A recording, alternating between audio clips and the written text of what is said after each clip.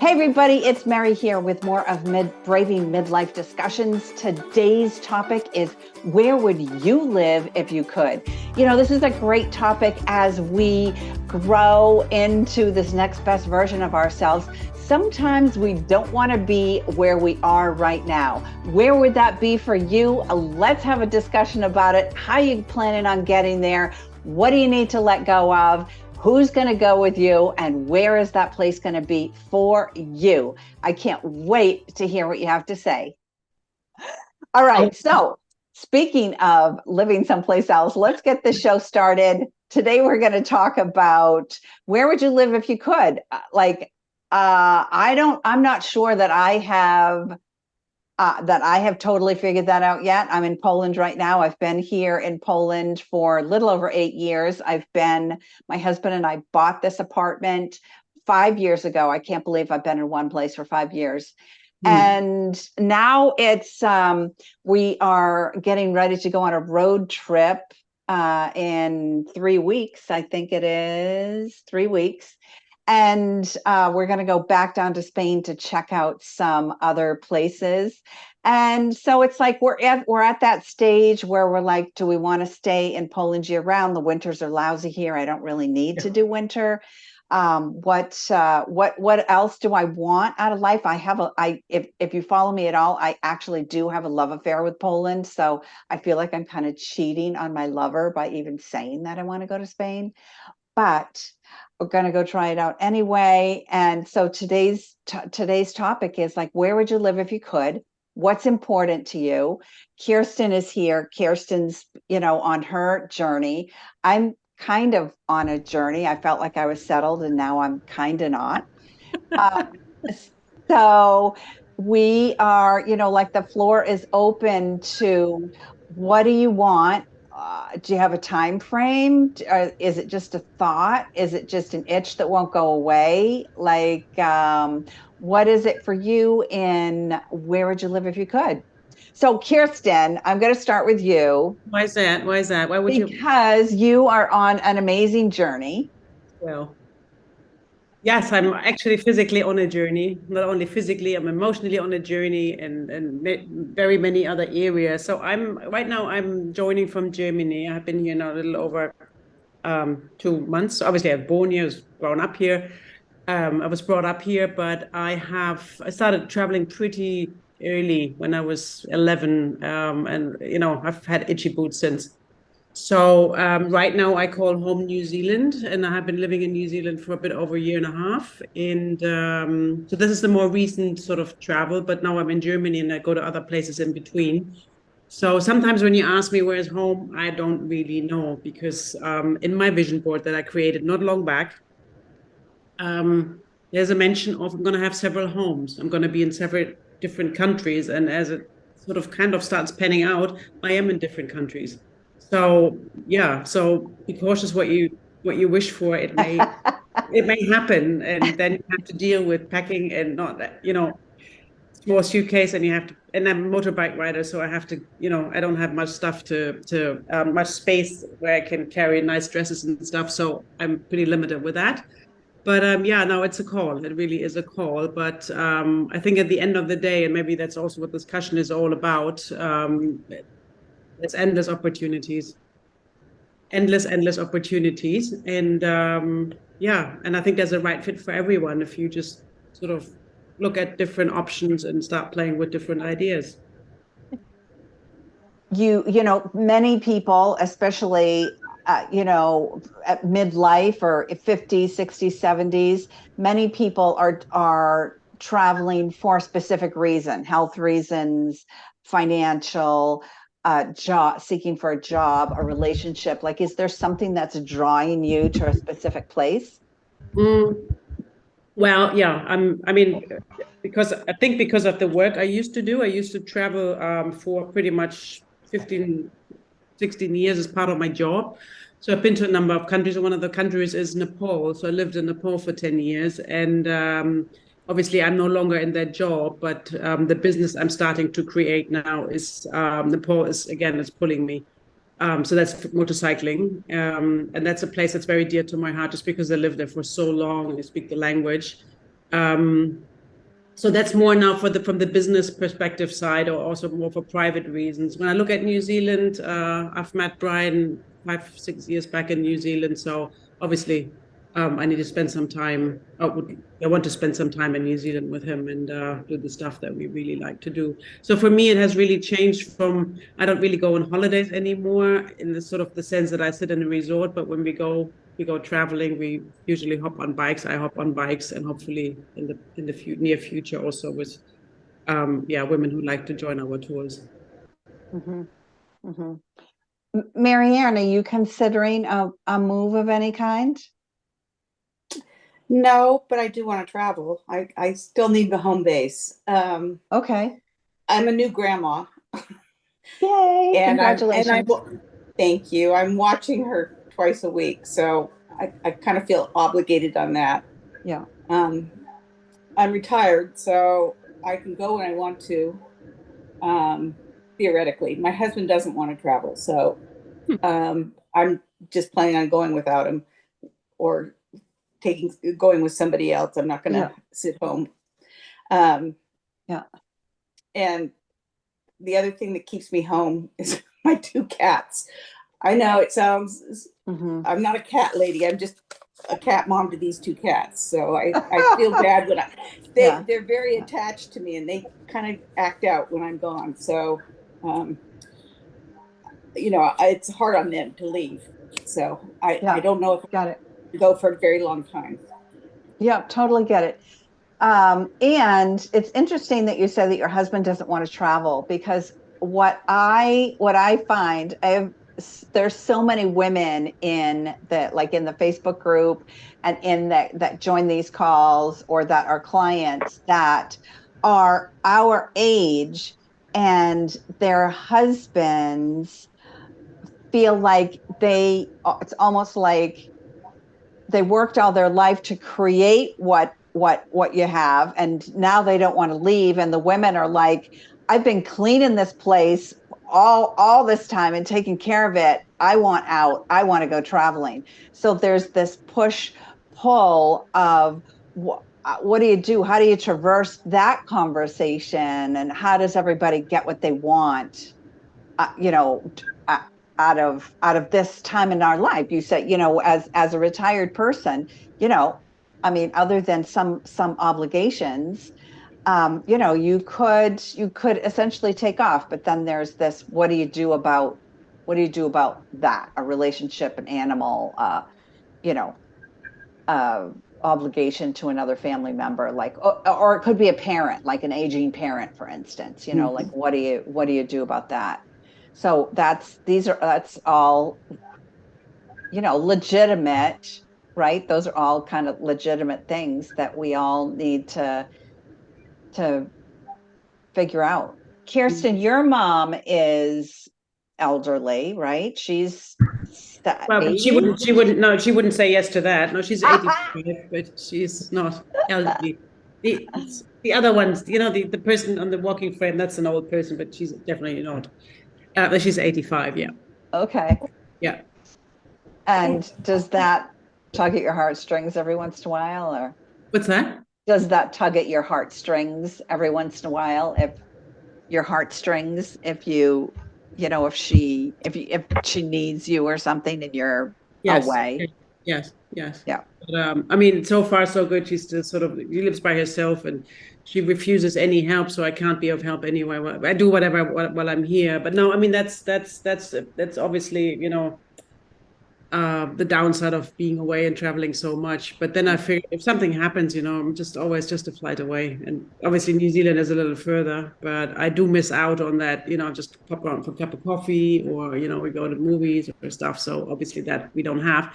But saying that, that's an ideal version that I have of me and my mom. But even if I live here, we don't go to movies and do that kind of stuff. So no, honestly, I have that ideal version when I'm away, when I sit in New Zealand from, camping somewhere and I think of my mom and, how nice to be to sit with mom and that how it used to be that you talk through the night and stuff, but it's no longer happening. I mean, Yeah. so, and I told her, if you need me, I'm here. But for now, I put my life up top. Yeah. Yeah. putting ourselves first at this age. Mary Foster, what about you? Like, are you like, what do you got? What do you want to go somewhere? Well, I just made a big change, like we Yeah. talked about last week. Yeah. So I was in Arizona for almost 50 years. Oh, I And didn't realize it was that long. once my parents passed away, and I felt like I was clear to go. I started doing land investing. So Arkansas was one of the states I looked at, and it was the first state that I got a deal. I got 3 deals from one lady. So then I was kind of embedded myself into Arkansas, and I saw how cheap the houses were. And I was like, Mhm. oh my God. And my daughter, single daughter with 3 kids, she needed cheaper housing than Arizona. But I Mhm. just wanted a change of scenery. And Mary, did you downsize? No. No, okay. Okay, because sometimes that's a reason also, is that people are just ready to downsize. They're, like my kids, as adults didn't live near me. So, did I really need the big house? And I had that tug of, oh my gosh, but I want my grandkids to come and spend the summer with me. Oh, what kind of grandmother am I if I don't have the big house with the white picket fence?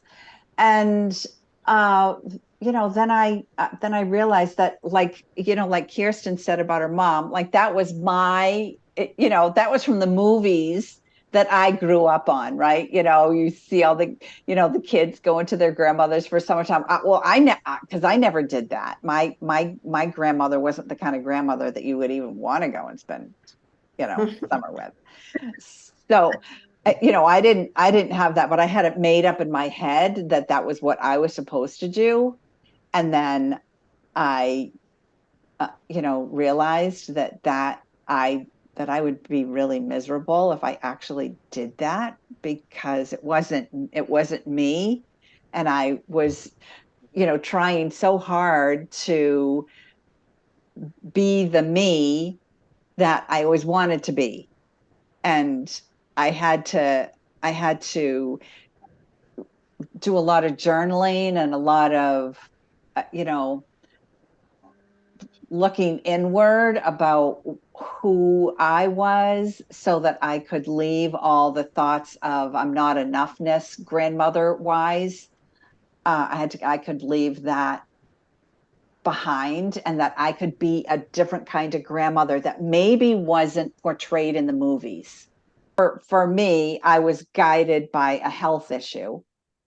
And so for some other people, they're guided by something. And generally that something can help you not to either feel guilty or bad about yourself or negative self-talk or any of that, because you are on a journey for a particular reason. And that reason is personal to you. Mm. And that's enough. Mary, how do you navigate that? Well, I've been learning to over the last year. As you know, Mary, I had family living with me, I should say, for 50 years. And last year, my youngest left to get her first place. And it was very jarring because I like living with family. And my happy place is kind of the Waltons, with the multi-generational family thing. I experienced that as a young adult with my in-laws. There were 12 people in that house. Oh, wow. And I loved it. I loved it. But we went out on our own when we saved up money for a down payment and got our own place and so on. And this is my 4th house in my lifetime that I've owned. And the third one was the big one. That was the one that was 5 bedrooms and in-ground pool, 3 miles from San Francisco Bay. We had lived there for 34 years. But I made my choices based on what I wanted. And I got what I wanted. Now is a whole different part of life. I'm 74 years old. And my husband passed 8 years ago. And I no longer have family living with me, so it's like uncharted waters. I did get what I want in terms of place to live. What I struggle with is that lack of proximity of my children and grandchildren. I don't like that. And for me, they're far away, even though they wouldn't be for you guys. Got one daughter and her family that lives 2.5 hours north, and I've got the other daughter and her family that lives 6 hours south. And so I know to you guys that would be, well, so what? That's close. But to me, it's far away. So I do struggle with that, but I'm learning. It's been a little over a year. I've filled my calendar. How I cope is I filled my calendar with visits. Mm-hmm. And with my own thing, which is scrapbooking with old friends that I've known 20 odd years, 3 different groups. And I go for long weekends, 4-day weekends to various places, and I host them where it's like a woman's fishing trip, like it is for the guys with a fishing trip. That's us with our scrapbooking weekends. Like, is your goal right now to stay there? Are you looking for something else, another place somewhere, or are you wanting to stay where you are and work things out, like have your calendar filled as you referred to it? The last thing you said is what the reality is my best choice, because the realities are, my younger daughter's guy has got a really good job at C&H Sugar headquarters. Where my other daughter is, she loves North Hollywood because it is filled with creative people and cutting edge stuff, and that's her. Yeah. And so for her to move away, that would be bad for her. So, and if I move down close to her, I'm too far away from the other daughter. If I move up with the younger one, I'm too far from the older one. Logic tells me this is the best place. Yes, I agree. There's no good place for me in America, so it's best for me just to not go there.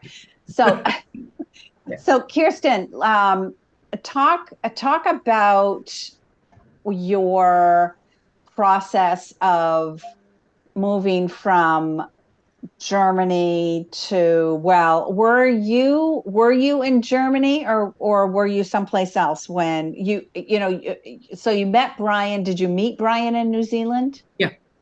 Okay. And why were you in New Zealand? I was actually, I'd just taken off from work for health reasons. So I was on a sabbatical I just said I'd just go for maybe 6 months or 8 months, and then I'm back at work, and I kept extending. So I think sort of 6 months into the sabbatical, I decided I want to go back to New Zealand for a second or third visit. I had been visiting New Zealand way back in the 80s and 90s twice.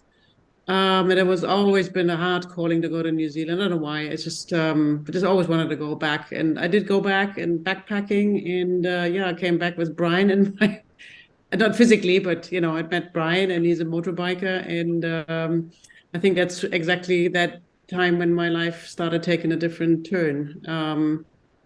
And so I kept traveling for a number of years because I was lucky from the kind of job I had. I was allowed to go on a sabbatical for 3 years, or I think up to maximum of 5 years without pay, obviously, but I could have always gone back.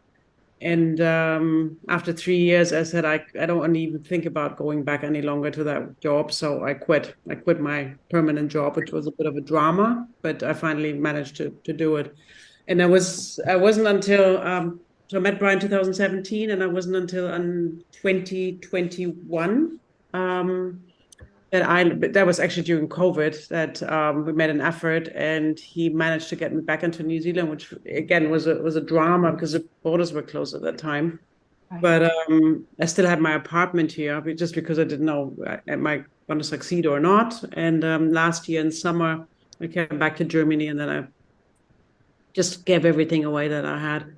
I just felt like I needed a new start with everything. I didn't want my old furniture that I had shipped back from Nepal. I didn't want my clothes. I didn't want, just a few things that I've kept, but I didn't want to be tied down with an apartment, not knowing, if I stay 6 months or just 3 months and having to pay and looking for tenants. It was just all too much.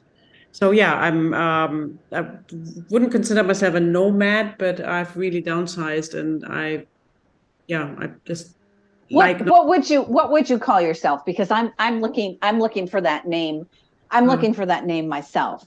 In America. So are you referred to from the Germany side? Are you referred to as an expat? Like, I think that's normally what I would be called in America, an expat. I mean, if you go, this is more if you go for a, within the frame of a job, you've been, employed somewhere else, they would call you expat, and now I'm just Kirsten living in New Zealand. Whenever I'm there. Or otherwise, I'm traveling. I'm hopping between different countries, so I'm kind of developing a pattern now. And for me, it was very important when at some point I just wanted to go to places where I can enjoy the summer and the spring season, and then not. I don't want to have winter in Germany, and I don't necessarily want to have winter in New Zealand. For me, it's also important that I go back to places where I know people. We have in Germany. I travel to Nepal frequently because a lot of friends back in Nepal. It almost feels like going home. So I kind of have that home feeling that wherever I am, or now recently in Tanzania, I have a host family, so I have a place where I can go back to, and so that helps not feeling just completely, just like a balloon that buzzes off somewhere and doesn't know where to land. And a lot of times when you travel, you're actually traveling alone, right? Yeah. I find that a lot of times for women, you do too, Terry. I find a lot of times for women that stops them. Like, they don't want to go to a restaurant by themselves. They don't want to go to a coffee shop by themselves.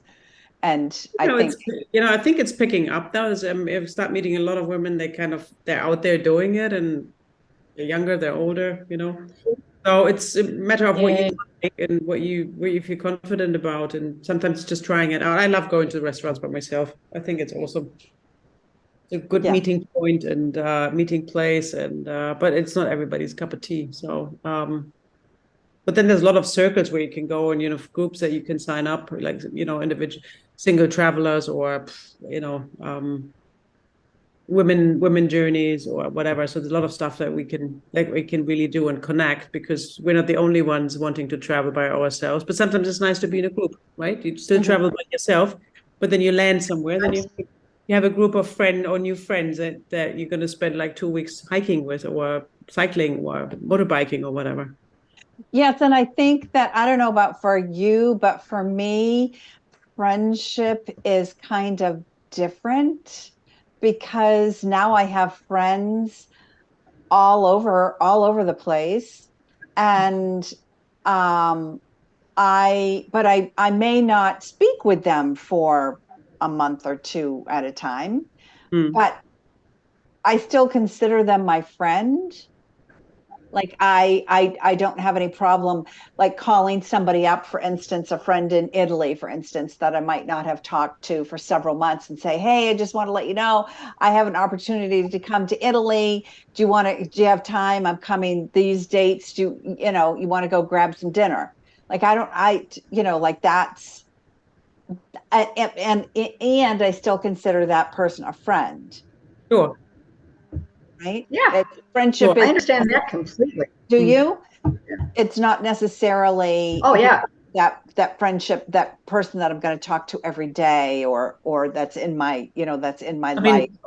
I mean, in Germany, we're very particular what we call friends. So it's not like you meet a person and then you call that person a friend. So it needs a bit more, time, and then the amount, what do you talk about? What do you do together? But just, going out for dinner one day or the other is, it takes more time. And I find this in the sort of English speaking countries. I find it's a lot easier to just, people just, they meet and then they enjoy each other's company over a cup of coffee, and there's a new friend. I totally agree. I think there's friends, and then there's friends in English speaking. I think there's friends, and then there's friends. And there's one category that we haven't touched on, and that's old friends, where it's a deep friendship, an old deep friendship, but you haven't seen each other in a long time. Yeah. And you do what Mary said, hey, can I come? I knew a gal that was my best friend at a certain stage in my life, and I say best friend means someone you spend a lot of time with and have a deep relationship with. As teenagers, we met when we were 14 and 15. when we'd send Christmas cards every year, so we knew each other's address and everything, but we didn't like hang out. And then years and years later, she drops in, and it's like we never stopped. It's like we never stopped. Yes. I suddenly was riding around in the car alone with her, and I was her sidekick again. I was the one that was younger, and it's the same. And I went to visit her in Virginia when we did our around the country trip, and I stayed a week with her, and it's like we never changed. It's like we didn't miss a beat, and it was weird but wonderful. So Yeah. I don't know what that tells you. Of that.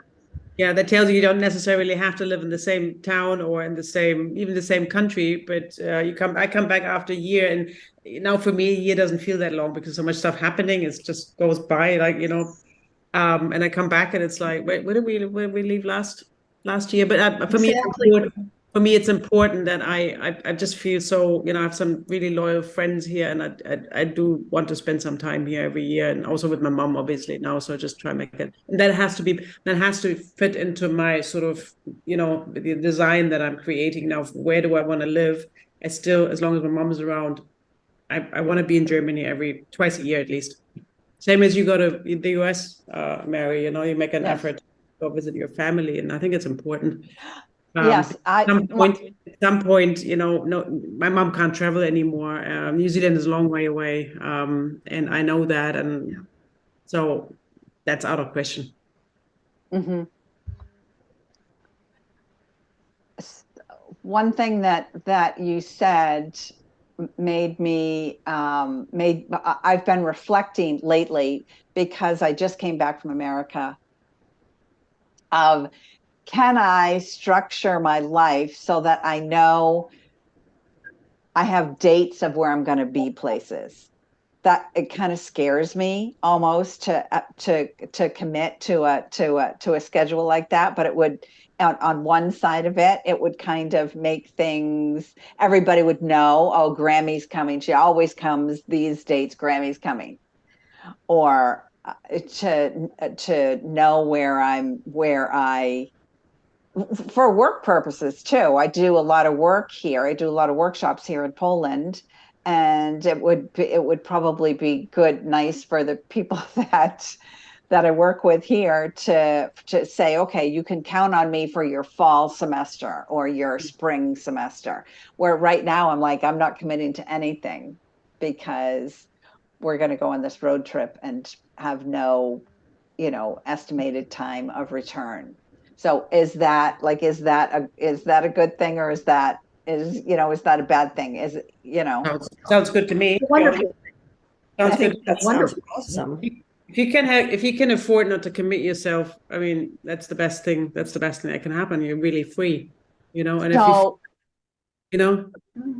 Yes, but talking about that is also making sure.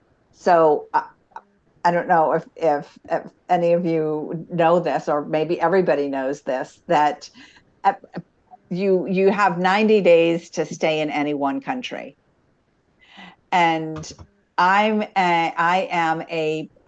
have permanent residency in Poland, and that's why I get to stay here longer than that 90 days. And so my husband and I now are having this discussion of, okay, so this is like our fourth year of doing a more than a month-long stay in Spain. And so now we're at the point of, okay, so are we ready to sign a lease on something? Because in order for me to get past that 90-day mark, I have to sign an 11-month lease.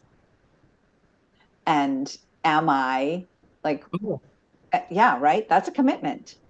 Like,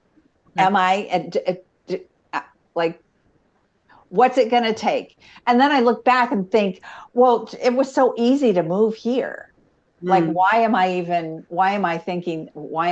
making it up that's an obstacle, right? Because that was the question in my mind. That was the question in my mind. I didn't have, as soon as we got here, and I became, I got more healthy, we got to go get a lease so that we can get all this started. And that was just like immediately, that was top of mind awareness. What are those other pieces or those other things that you have to think about when you are deciding on a place to live, whether it's a different state? Like Mary said, one of the things that was attractive to her was this program that Arkansas had going on.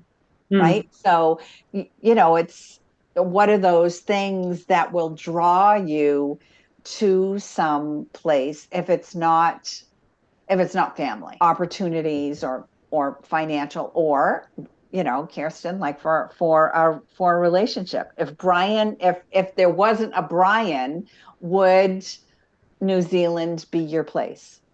Could be. I mean, yeah, could be. I don't know, because now I know Brian, so I can turn the clock back and say, would I have still, would I have traveled back to New Zealand?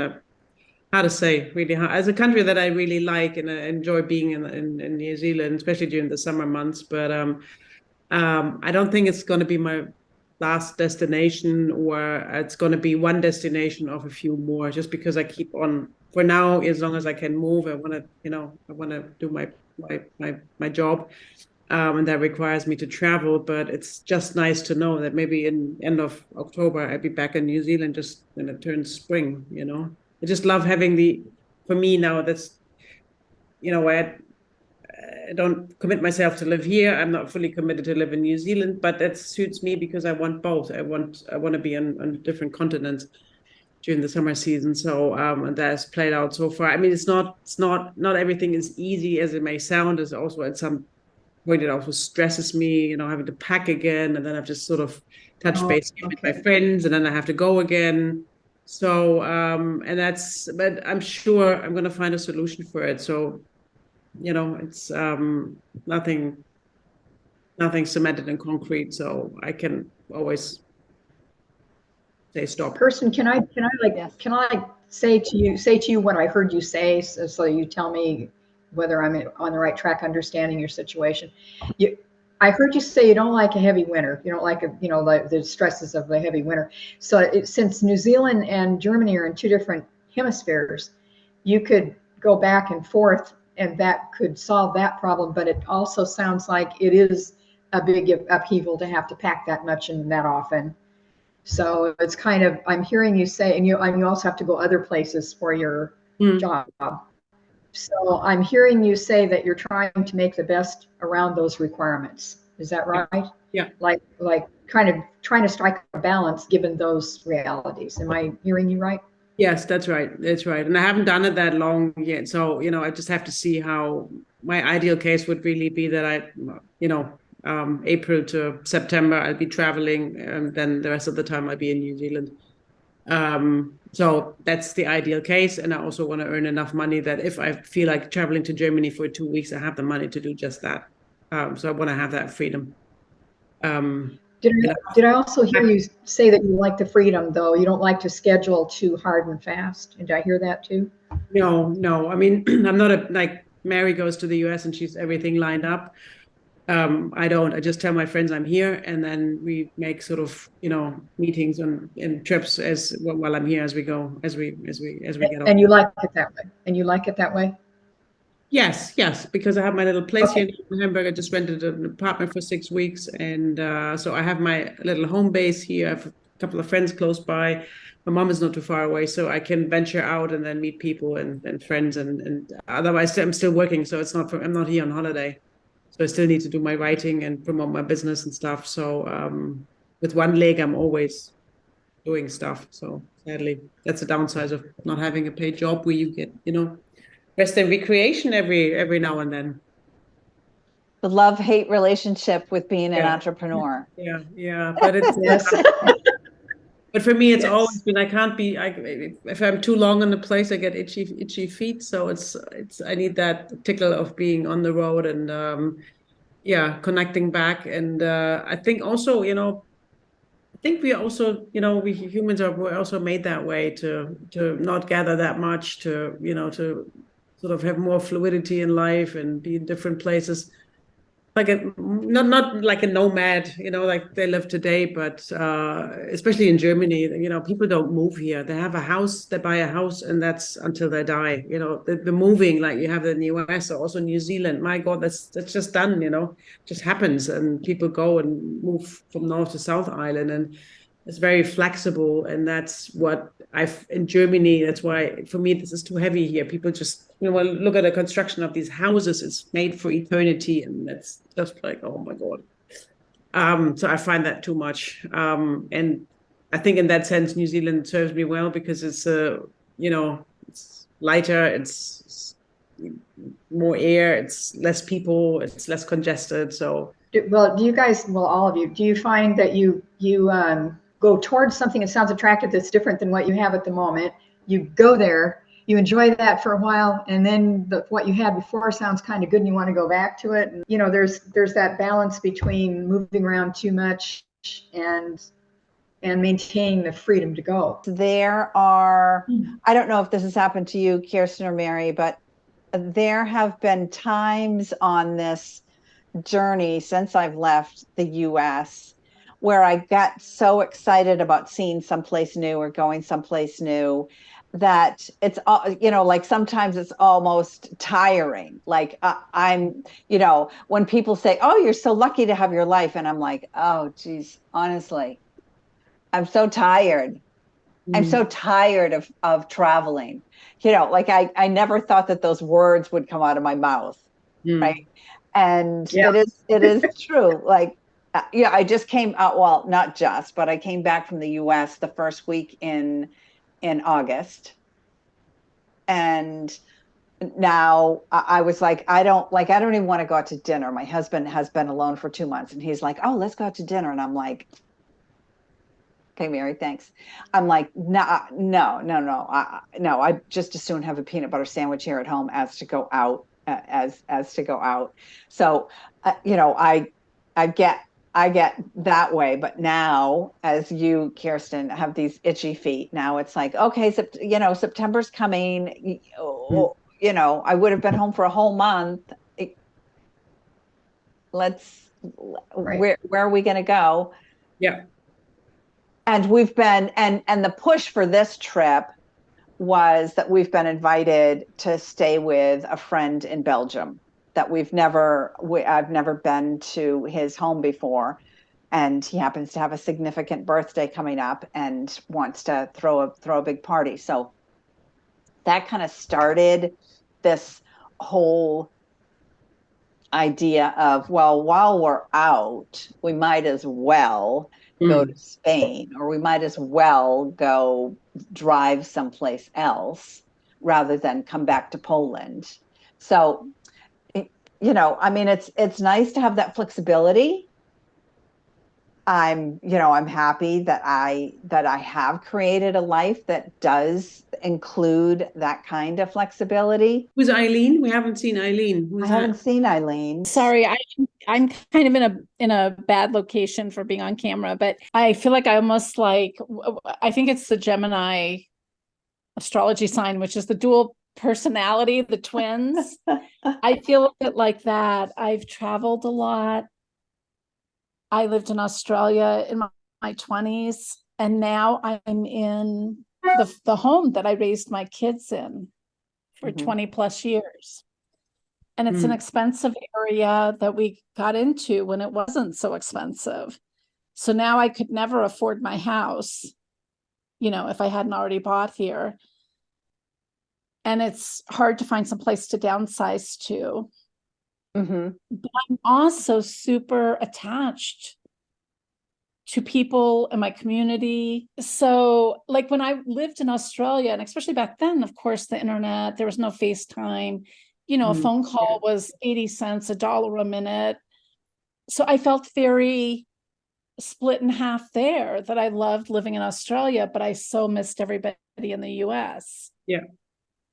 Yeah. So I'm kind of in limbo, and my kids are in their 20s, kind of waiting to see what they do with their lives. Maybe if they settle down somewhere, that would be an impetus for me to move somewhere closer to them. But I also sort of feel like I should hang on to this house for them if they want to come back or live here, or and I know that seems crazy, but that's just how I am. It's not crazy, Eileen. I can tell you my experience, though. I don't know if your kids would be the same. So I was living in Arizona. Then we moved to California for work, my husband and I. And when we were in California, this whole thing happened with my health, and we ended up moving away to go take care of that. And when we left America, it was like, I didn't want to take anything with me. I didn't want to ship anything. I just needed to be like weightless. And I said to my girls, what do you want? I'll ship you anything. Won't even cost you. I have a daughter that lives in California, one in Idaho. Like, do you want anything? Like, you say it, furniture. I had a house full of hand-picked antiques. Like, what do you want? And both of my girls, both of them said to me, Mom, we love your house, but it's your house. I don't want your house. That's your house. I don't want your stuff. But my oldest daughter said to me, I would like to have Grammy's salt and pepper shakers. And my youngest daughter said to me, my mother had this cup in her bathroom that she used to put Q-tips in that looked like a cracked egg. And she said, I would like to have Grammy's cracked egg. That's what and I had waited, I had moved from Maine, shipped the stuff to Arizona, thinking, my girls are going to want some of this stuff sometime. Packed it up, shipped it to California. Yeah, the girls are going to be so happy when, whatever we do, that you're going to have all these beautiful things. They were like, we love it. It's not our stuff. We have our stuff. We don't want it. And that was so I'm going to suggest, Eileen, maybe have that conversation. Like, say to your kids, is there anything tell me the one thing out of everything that I have that you would like to have? I was shocked. Did you ever go through that, Kerstin? No, because I mean, I gave my stuff. None of my friends needed anything. Right. Want anything? My brother, we got, I think a chair and a table that's been sitting with me unused for quite a while. But I didn't have a large household anyway, so it was. And when I moved to Hamburg, I mean, part of my furniture was again from friends who said we don't need this. So I think that's a great idea. If you go somewhere and then you think, even if I move back to Germany and I have a full apartment within a couple of days, I'd be having a bed and a wardrobe and stuff, just to get by. So I think it's what for me was really helpful is detaching myself from stuff. I don't want to be, and I've seen this with my mom. She's detached to everything that she owns. My brother, though he's a traveler, he has a lot of stuff. He can't give anything away. So, and it's kind of, sort of wears them out and down, having to go back because there's stuff. Obviously, when you're in a place, you need your stuff. That's fine. But it's too much, and that downsizing that really helped me. Obviously, I have, little bits and pieces now back in New Zealand, but I kind of, I think what I've started learning is detaching myself from things, and everything that I brought back from Nepal is gone. Everything. I worked in Afghanistan. I had a little bit, mini furniture that's gone. It's like I wanted a fresh start. Does that send chills down your spine, Eileen, when Kerstin says fresh start? No. So for me, it's not the stuff, it's the house. Okay. It's like my house is the golden handcuffs, because I could not afford to move back here. If I leave, the prices keep going up. Yeah. Right. We got in before it was booming, like 30 years ago, we moved here. And so even for me to think, and then I have somehow become like, even when my neighbors that I don't know well move, I feel sad. I mean, not crushingly, not like I need therapy for that, but you know what I mean? I have become very attached to people in my community, even though there's nothing in the community that I could say, well, I always go to the, you know, Tuesday night tacos or something. You know what I mean? There's nothing like that. It's just, that's kind of how I am. And so even thinking of moving 2 towns away, that sends shivers. That, like, it's the house. And Yeah. right? Like, so that's the hard thing. And so then, of course, a lot of my net worth is in the house because it's gone up so much. So that's kind of where, that's why I wanted to come today, even though it's kind of not a good time or whatever, just for today. It just didn't really work out well, but I thought I just need to hear other people's scenarios, stories, right? Like, yeah, I think it's also about that. Not maybe, you know, at some point we say maybe we don't want to go back. Like, what was it, that name that the other lady from was it Kansas that when they married? Arkansas. Yeah. Mary Foster. So yeah. she moved and she just loves it. I mean, even that can happen, that you find another place where you don't feel handcuffed because of a house, but you have a beautiful house that you can actually you know, comfortably live with. It's your size, and yeah, not looking back. I mean, it's a tough call, but it's like me, you know, when I dropped I quit my permanent job, something probably comparable. You know, I had the safety of almost like a government type of job, and I dropped it and I never looked back. And obviously I'd be financially better off now had I stayed, but I would probably be very sick and yeah, worn out, and yeah, always thinking, what if I had jumped? So that's another way of looking at it, you know, just yeah, downsizing and finding the places equally good or even better. You know? right. No, I appreciate that. That's such a good analogy, actually. Thank you.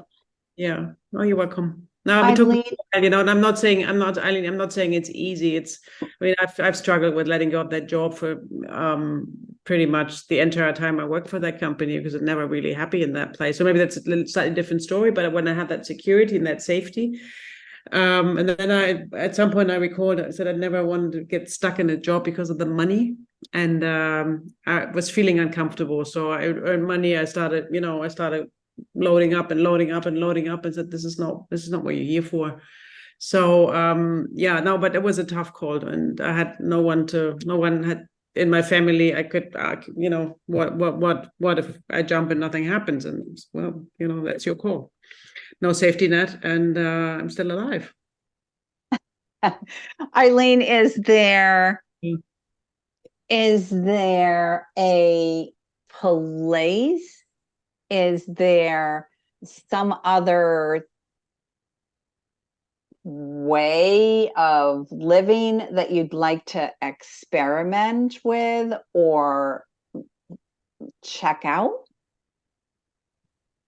Yeah, that's a good question. I'm really struggling with that. But actually, when you said the part about going to Spain and signing a lease, I thought maybe I need to test drive.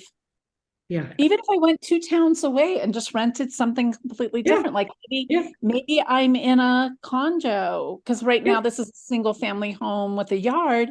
Maybe I would love condo living, right? And being freed up from all of this, and I could just rent out my house and let somebody else live here and take care of it. And then I wouldn't feel so, you know, like worried that I let go of the house, and then maybe I could let go of the house. Yeah, I mean, or you find another option that, as you said, you find maybe a cheaper way of living for a while, and then you can rent out your house and then have the opportunity of going back in case you don't like it. I just recall a lady whose interview I was listening to the other day, and she that was back in New Zealand, and she decided to buy herself a tiny house.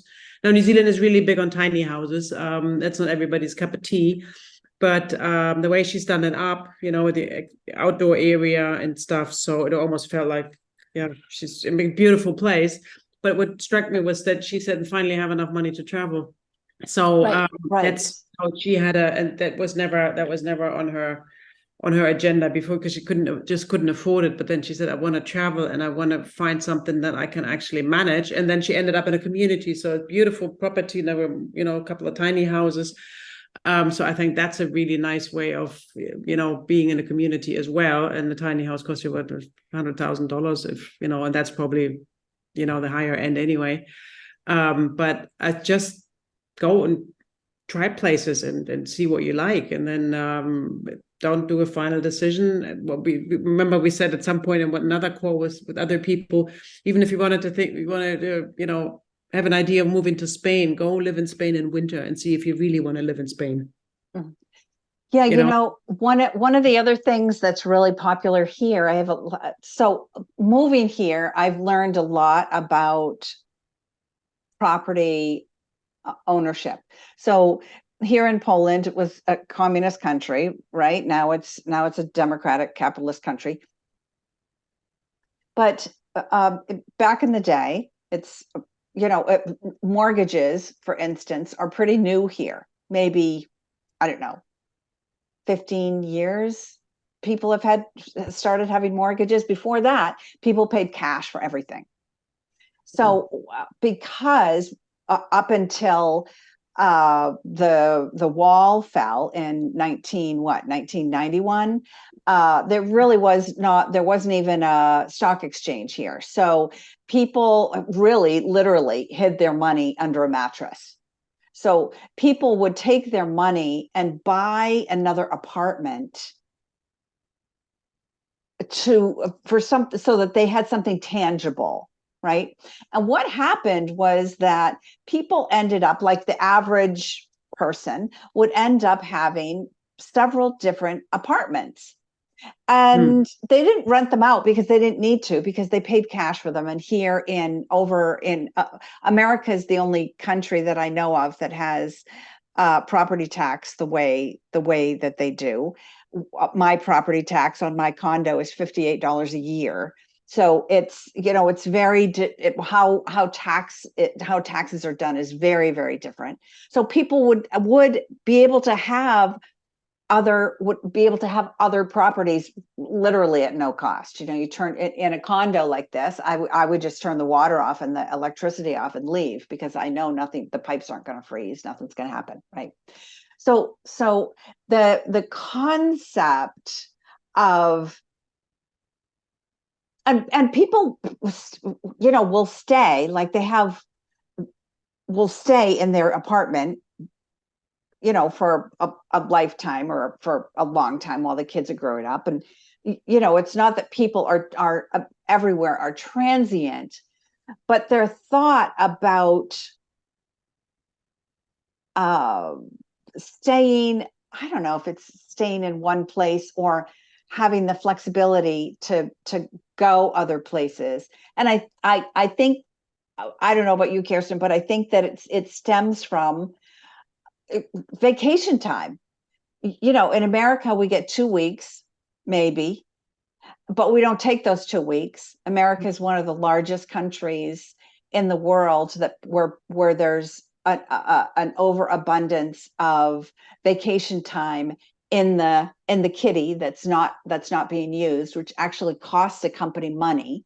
Anyway, I don't want to get into that. However, Americans aren't used to taking vacations.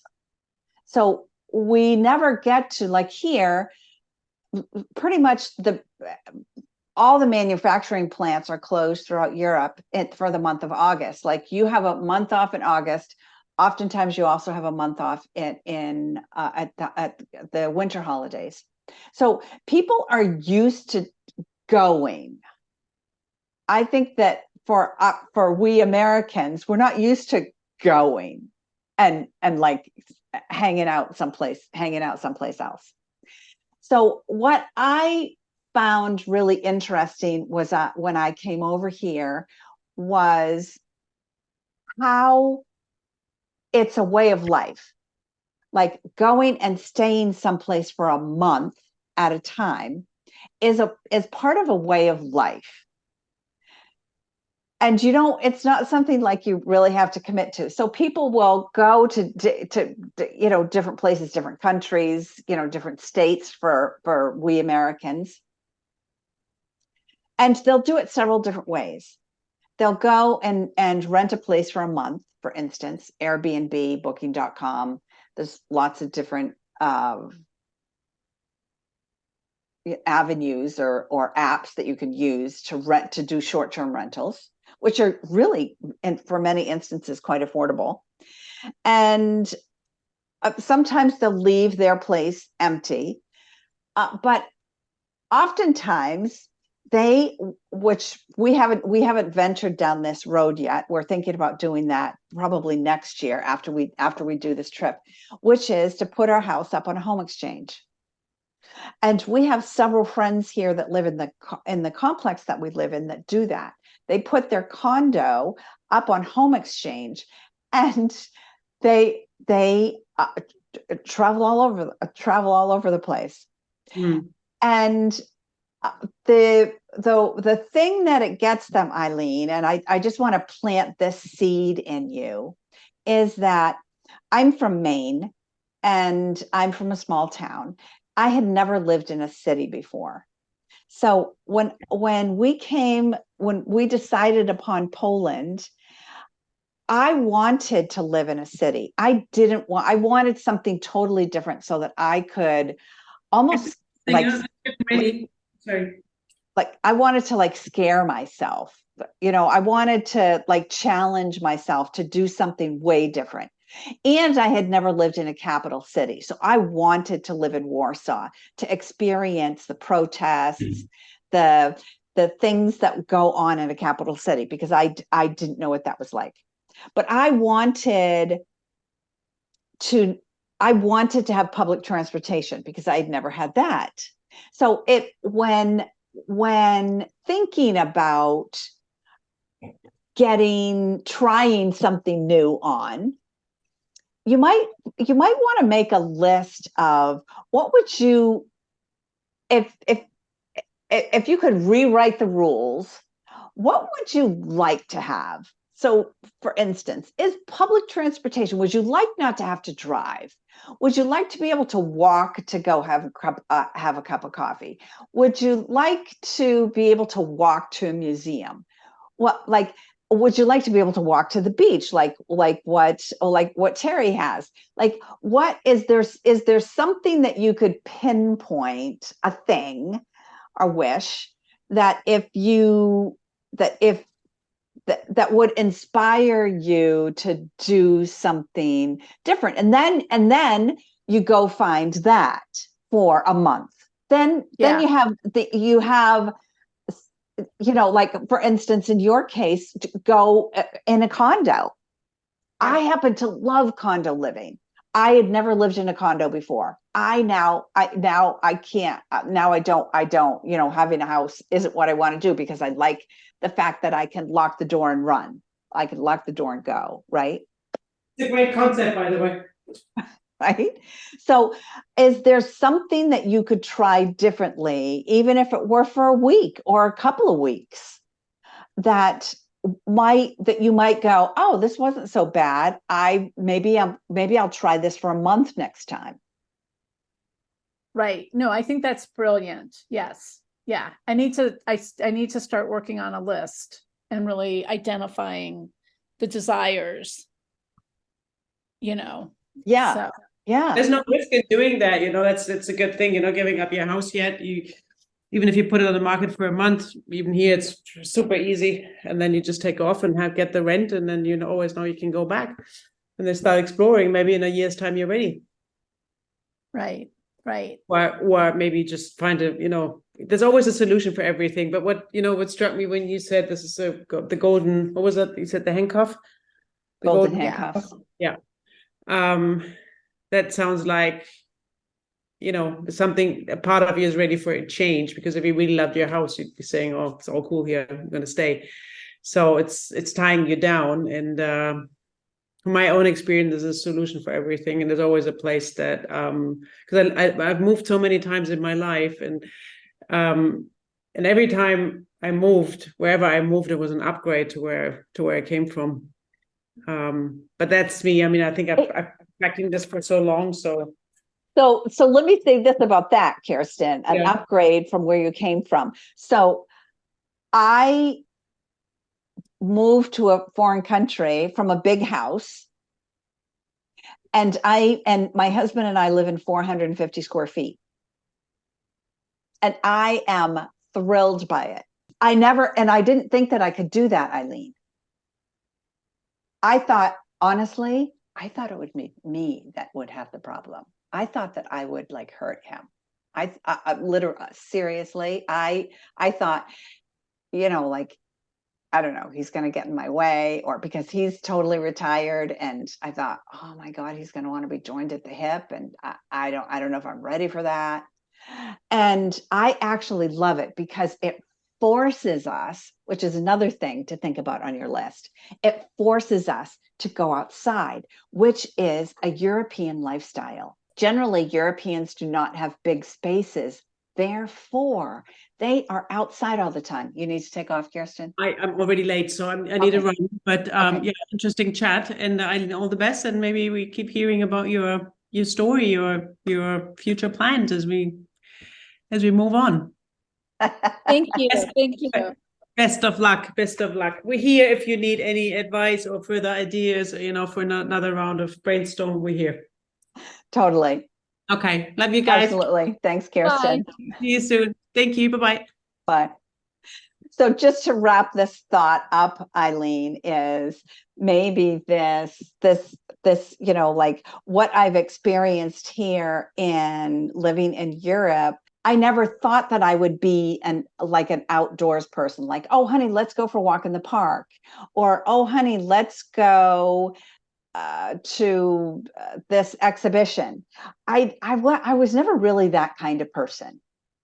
And then all of a sudden, here we are in this small space, and we're constantly looking for something to do because I don't have anything to take care of. And it's given me a whole different idea of what life can actually be like. So I would suggest go and write down a list of maybe like everything that you do have on one side of the sheet, and on the other side of the sheet, reverse that. So what is it that it is the exact opposite of? And maybe that's what you try and go find for a week, a couple of weeks, a month, a couple of months. Maybe that might give you something to play with. Thank you. I'm actually writing that down, so I will remember what I have and what I don't. That's great. Yes. And then there's no judgment, right? Because we don't want our mind to get involved.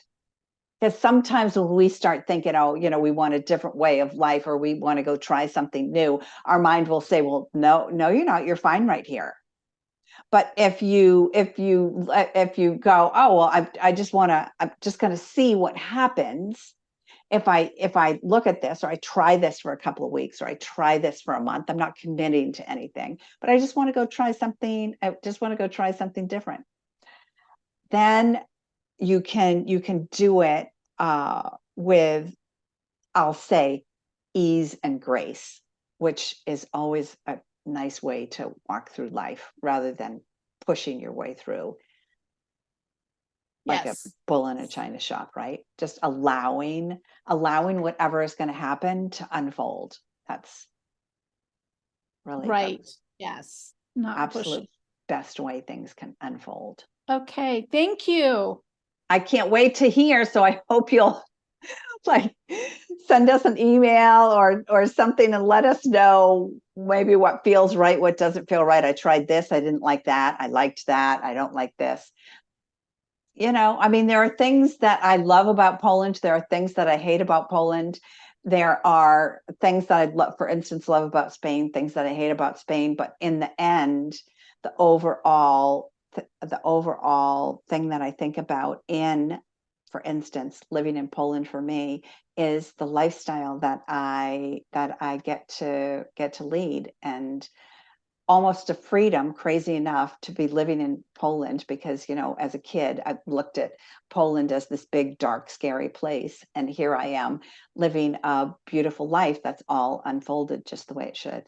So I love that. I love that. Thank you. you're welcome. You're welcome. I'm so glad that you signed on today, Eileen. So thank you for showing up. I'm thrilled that you're here. I hope you'll come and visit us again. I will. Thank you. Awesome. Thanks, Eileen. Bye-bye. Thanks, everyone, for showing up. And we will see you next Tuesday. Next Tuesday's topic is retirement or reinvention. Like, what are you going to do? So you're coming into midlife. You're already here. It's like you're here. It's happened. Now, what are you going to do with it? How do you want to live out this part of your life, this transition? Do you feel like that you're going to become a midlife entrepreneur? Is there some organization that is calling you, that really speaks to you, that you'd like to go volunteer with? Maybe it's across the world. What is it that you would like to do in this second half of our lives to make it fulfilling and rich for you? So I'll see you right back here next Tuesday. Ciao for now. Hey everybody, it's Mary, and in this week's discussion of braving midlife and beyond, the topic was, where would you live if you could? This is a huge topic, and it's often difficult to cover everything that we need to in an hour. So for those of you that were not able to join the show, I've put together a workbook to kind of help you come to some clarity on your own journey, whether you're moving across the street to a different state or to a different country. I've given you topics to think about, to get really clear, to get honest with yourself about what you want at this stage of your life and your living environment. So I hope you enjoy this workbook. Let me know. I can't wait to support you on your journey. Ciao for now.